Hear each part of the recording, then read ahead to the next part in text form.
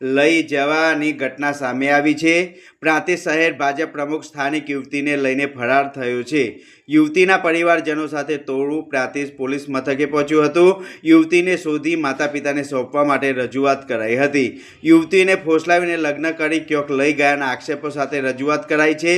યુવતીના પિતાએ 2 દિવસ અગાઉ પુત્રી ગુમ થયાની પોલીસને ફરિયાદ કરી હતી। ટ્યુશન ક્લાસીસ કરતો શહેર પ્રમુખ અને સ્ટુડન્ટે બગાડી ગયો છે।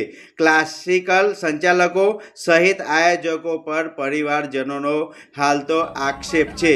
પ્રાંતિજ एक वर्षથી અમે બ્લેકમેલ કરતો તો છોકરી રોજ રોતી હતી। અમે રોજ ઘેર જઈને જોતા હતા કે છોકરી રોજ પણ અમે કંઈ જ નહીં કરી શક્યા। એ ટ્યુશન કરાવતો હતો, છોકરીને બ્લેકમેલ કરીને એ લઈ ગયો છે।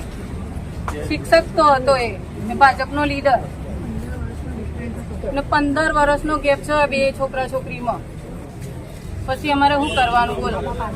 ને મા બાપને હાજર કરો, મારી છોકરીને હાજર કરો, અમારો છોકરો સિરિયસ છે ને આ ઘેર કોઈ નતું, છોકરીનું થઈને લઈ ગયું, કોઈ જ નતું ઘેર, 2 છોકરીઓ જ હતી ને છોકરી 12 વર્ષથી રીબાતી હતી અંદરની અંદર। શી ખબર એને કેવી રીતે બ્લેકમેલ કરતો હતો છોકરો। અમે બહુ કોશિશ કરી એને જાણ કરવા, પણ એ કોઈ કહેતી જ નથી। એટલી ગભરાઈ ગઈ હતી છોકરી અમારે, બહુ જ ગભરાઈ ગઈ હતી, પણ કંઈ જ નહીં બોલે।